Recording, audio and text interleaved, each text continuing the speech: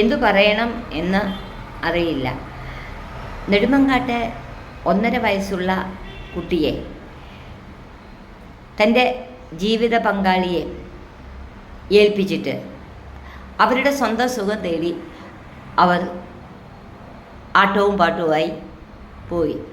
ഇവർക്ക് അറിയാമല്ലോ, ഈ ആള് വളരെ ക്രൂരമായിട്ടാണ് കുട്ടിയോട് പെരുമാറുന്നത് എന്നല്ല. ഇതെല്ലാം അറിഞ്ഞു വെച്ചുകൊണ്ട് ഈ കുട്ടിനെ ഒഴിവാക്കുന്നതിന് വേണ്ടി ആ അമ്മ തയ്യാറായി എന്നുള്ളതാണ് നമുക്ക് മനസ്സിലാക്കാൻ കഴിയുന്നത്. അവർക്ക് എന്തിനെ ഈ കുഞ്ഞിനെ നൽകി എന്നുള്ളതാണ് നമുക്ക് വേദനിപ്പിക്കുന്ന ഒരു കാര്യം. എത്രയോ കുട്ടികൾ മാതാപിതാക്കൾ സന്താന ഭാഗ്യം ഇല്ലാതെ വിഷമിക്കുന്നുണ്ട്. അവർ നേർച്ച കാഴ്ചകൾ നൽകി ലക്ഷക്കണക്കിന് രൂപ ചെലവാക്കി അതിൻ്റെ ഫലത്തിനായി കാത്തിരിക്കുന്നു. ഇവർക്ക് ഇവരുടെ സുഖത്തിന് വേണ്ടി പ്രവർത്തിക്കണമെന്നുണ്ടെങ്കിൽ ഇവർ എന്തിന് ഈ കുഞ്ഞിനെ അതിന് ബലിയാടാക്കി? കുഞ്ഞുങ്ങൾ ഉണ്ടാകാതിരിക്കാൻ വേണ്ടി ഉള്ള എന്തെല്ലാം നടപടികൾ ഇന്ന് മെഡിക്കൽ വിഭാഗത്തിൽ ഉണ്ട്. ഇവർക്ക് എന്തിന് ഈ ജന്മം അവൾ നൽകിയത്? അതാണ് ദൈവം വേണ്ടിയവർക്ക് കൊടുക്കുകയില്ല, വേണ്ടാത്തവർക്ക് നിറയെ കൊടുക്കും എന്നുള്ള ഒരു രീതി നമ്മൾ മനസ്സിലാക്കുന്നത്.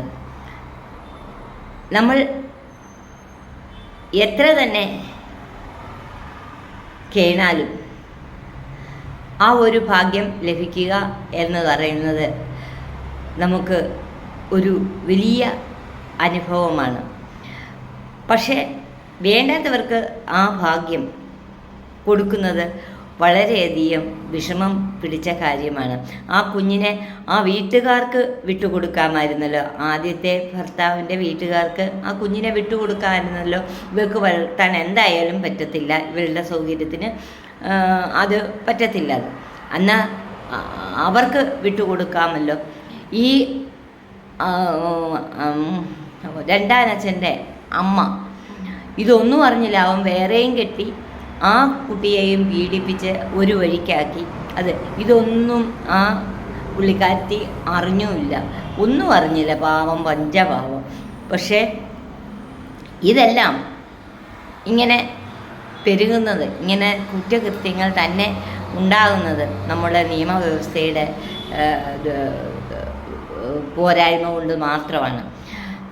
ഒരു 19 വയസ്സുള്ള കുട്ടി ഗർഭിണിയായി 10 മാസം കൊണ്ട് നടന്നു.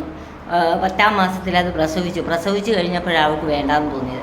അന്നേരം അവൾ ജനലിൽ കൂടെ വെളിയിലേക്ക് വന്നു. ഇതൊക്കെ ന്യായമായ കാര്യമാണോ? എന്തിന് ഈ തക്കതായ ശിക്ഷ കൊടുക്കണം. ശിക്ഷ കൊടുത്താൽ ഇങ്ങനെയുള്ള പെരുമാറ്റങ്ങളൊന്നും ഉണ്ടാകത്തില്ല. മാതാപിതാക്കളെ ഉപേക്ഷിക്കുന്ന മക്കൾ, അവരെ അനാഥാലയത്തിൽ കൊണ്ടുവിടുന്ന മക്കൾ, പിന്നെ സ്ത്രീധനം വാങ്ങിച്ച് കെട്ടി കഴിഞ്ഞ അവരെ വീട്ടിലിട്ട് പീഡിപ്പിക്കുന്ന ഭർത്താക്കന്മാർ, ഇതെല്ലാം നമ്മുടെ നിയമവ്യവസ്ഥയുടെ കുഴപ്പം കൊണ്ട് തന്നെയാണ് ഉണ്ടാകുന്നത്. ആകാശദൂത എന്ന സിനിമയ്ക്കിൽ നമ്മൾ കണ്ടതാണ്. ആ മാതാവ് ആ കുഞ്ഞുങ്ങളെ, ആ മാറാരോഗിയായിട്ടാണ് ആ മാതാവ് കുഞ്ഞുങ്ങളെ കൊണ്ട് ഓരോരുത്തർക്കും വളർത്താൻ നിവൃത്തിയില്ലാതെ കൊടുക്കാൻ തീരുമാനിച്ചത്. അപ്പോൾ ആ അമ്മയുടെ അഭിനയമാണെങ്കിൽ പോലും ആ അമ്മയുടെ മനസ്സിലെ വിഷമം അത് നമ്മളെല്ലാവരും കണ്ടതാണ്. ഇവർക്കൊക്കെ എന്തിന് ഈ സന്താനഭാഗ്യം നൽകുന്നു എന്നുള്ളതാണ് നമുക്ക് അറിയാൻ സാധിക്കാത്തത്. വിവേകാനന്ദൻ പണ്ട് പറഞ്ഞിട്ടുണ്ട് കേരളം ഒരു ഭ്രാന്താലയമാണെന്ന്. ഇപ്പം ശരിക്കും ഈ കുറ്റകൃത്യങ്ങളെല്ലാം കാണുമ്പോൾ ശരിക്കും ഭ്രാന്തന്മാരാണ് കേരളത്തിൽ താമസിക്കുന്നത് എന്ന് തോന്നുന്നു. ഒന്നിനും മടിയില്ല. എന്ത് ചെയ്യുന്നതിനും അവരുടെ കാര്യം സാധിക്കുന്നതിന്, എന്ത് പ്രവൃത്തി ചെയ്യുന്നതിനും മടിയില്ലാത്ത ഒരു സമൂഹമാണ് കേരളത്തിൽ ഇന്ന് കഴിഞ്ഞു പോകുന്നത്. ആ വ്യവസ്ഥ, ആ നിയമവ്യവസ്ഥ മാറ്റി ഈ കേരളത്തിൽ കുറ്റകൃത്യങ്ങൾ കുറച്ചു കൊണ്ടുവരുന്നതിന് എല്ലാവരും ശ്രമിക്കണം. ഇങ്ങനെയുള്ളവരെ സമൂഹത്തിൽ നിന്ന് അകറ്റി നിർത്തണം.